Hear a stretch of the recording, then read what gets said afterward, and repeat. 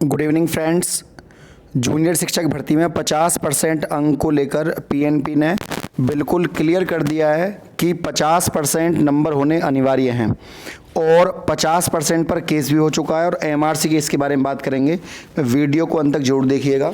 सबसे पहले बात करते हैं जो नोटिस जारी हुआ है। जूनियर हाई स्कूल प्रधानाध्यापक सहायक अध्यापक चयन परीक्षा 2021 में आयोजित हेतु निर्गत शासनादेश संख्या 141 68/3/2021 दिनांक 18 फरवरी 2021 एवं उत्तर प्रदेश मान्यता प्राप्त बेसिक शिक्षा स्कूल अध्यापकों की भर्ती सेवा की शर्त नियमावली 1978 में जो 7वां संशोधन हुआ था उसकी नियमावली 2019 की अधिसूचना दिनांक 4/12/2019 के नियम 4 के निर्देशानुसार शिक्षा स्नातक बीएड अभ्यर्थी हेतु कम से कम 50%, देखिए साफ साफ लिखा हुआ है यहाँ पर कि 50% अंकों के साथ स्नातक होना अनिवार्य है।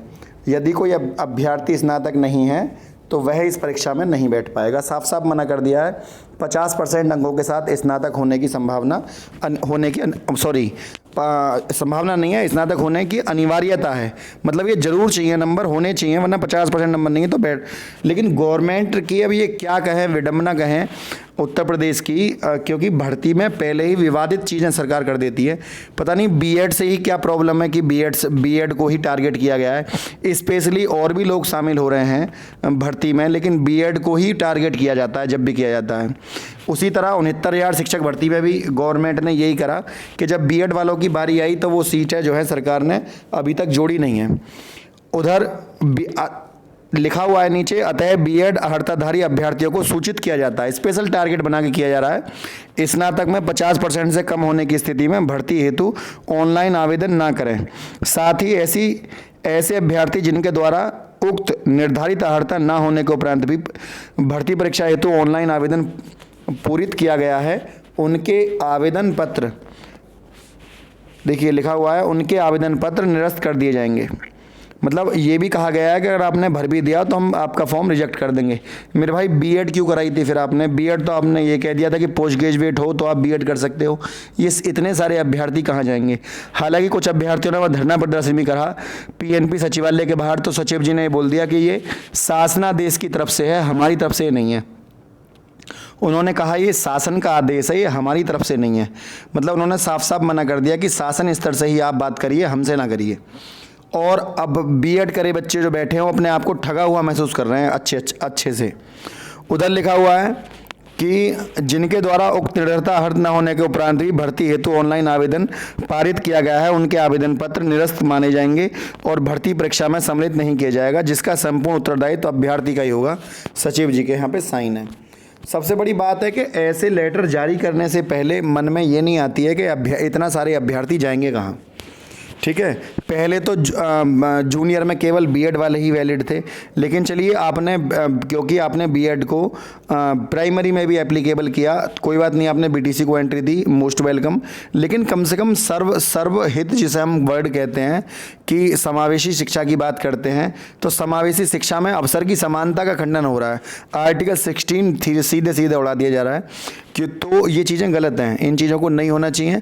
क्योंकि वो अभ्यर्थी जो बीएड करके आया है वो अभ्यर्थी कहाँ जाएगा? बात 50% की नहीं है। 2009 से पहले तो 45% क्राइटेरिया था बीएड एंट्रेंस का, तो 45% वाला अभ्यर्थी भी कहाँ जाएगा? जब आपने किसी और को ये शर्त नहीं रखी तो केवल बीएड वाले क्यों रखी? या तो आप ये कहते कि भाई 50% है। हालांकि जो बीटीसी करने वाला बच्चा है वो ऑटोमेटिकली बीटीसी वही कर पाता है जो 50% हो, अर्थात दूसरे बच्चों के नंबर कम होंगे। अब कोई यदि सुपर टेट में ज़्यादा नंबर ले आए, एकेडमिक में पिछड़ जाए, तो हर स्तर से उसको जो है एक्सप्लोटेशन किया जाता है, शोषण किया जाता है हर स्तर से। तो वो अपने आप को बच्चा ठगा हुआ महसूस करता है, उसको लगता है कि पता नहीं मैंने क्या गलती करी है। उधर सरकार मानती है कि पिछले कुछ समय में प्रदेश में नकल चला करती थी और नकल की वजह से अभ्यर्थी पहले 45, 50, 55% जो है इतने नंबर आने अपने आप में बहुत बड़ी बात थी। पुराने ज़माने में तो इतने नंबर आते भी नहीं थे, आपसे 10-15 साल पहले। लेवल है, लेकिन गवर्नमेंट को ये चीज़ है। दूसरा इम्पोर्टेंट ये नहीं है चलो किसी के नंबर कम है या ज़्यादा है, इम्पोर्टेंट ये है कि सरकार ने बीएड के लिए तो मान्यता कर दिया था कि आप बीएड कर लें, और सरकार को फीस दी अभ्यर्थियों ने। अपने 2 साल का समय उधर भर्ती का इंतजार कर रहे थे अभ्यर्थी जूनियर का, उधर 22,000 जगह, बात इन 1500-1800 जगह की नहीं है। इम्पोर्टेंट ये है कि आगे भी 22,000 जगह आने वाली हैं जूनियर शिक्षक भर्ती में।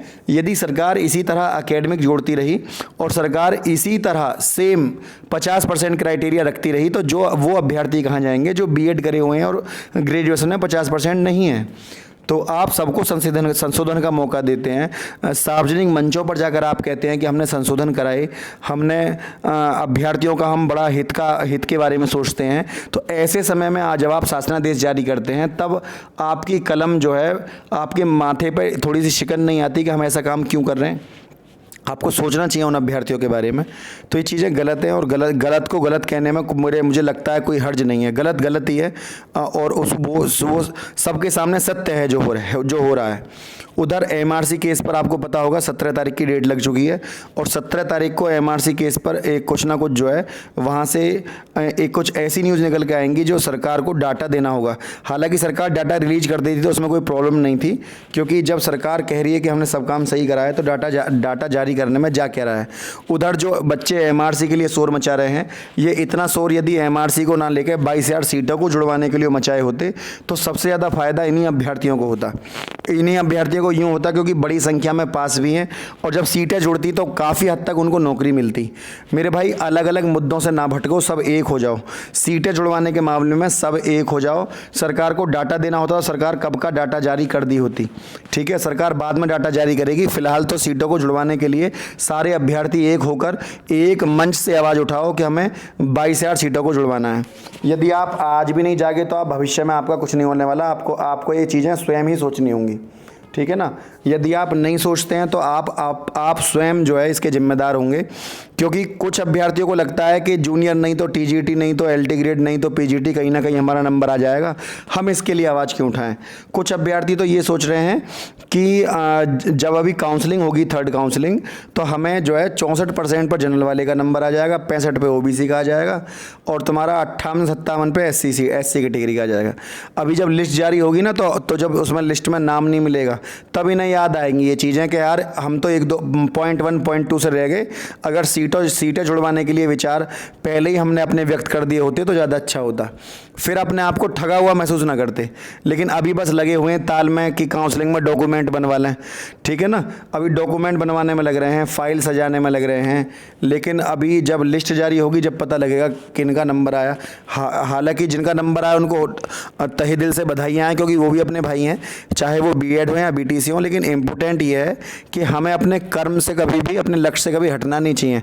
अब जो आदमी ये केवल अपने हित के बारे में सोच रहे हैं और लिस्ट का इंतजार कर रहे हैं, उन्हें ये भी सोचना चाहिए यदि 0.001 से भी अगर आप वंचित रह गए नौकरी से तो आपको ये सीटें जुड़नी याद आएंगी। और फिर मुझे लगता है कि काउंसलिंग जल्दी हो जाए तो आप सरकार को अवगत कराएंगे कि हम कहाँ पर खड़े हैं। फिर आप तब शोर मचाएंगे जब आपको लगा कि आपके हित से नौकरी अब आपके हाथ से निकलने वाली है। तो मेरे भाइयों, सारे के सारे इकट्ठा होकर सरकार से निवेदन करिए कि सरकार उन सीटों को जोड़कर और तुरंत सबको नौकरी दे और नियुक्ति पत्र दे। ठीक है ना। तो यदि वीडियो आपको अच्छी लगी तो वीडियो को लाइक, शेयर और चैनल को अधिक से अधिक सब्सक्राइब करें। आज के लिए इतना ही। जय हिंद, जय भारत।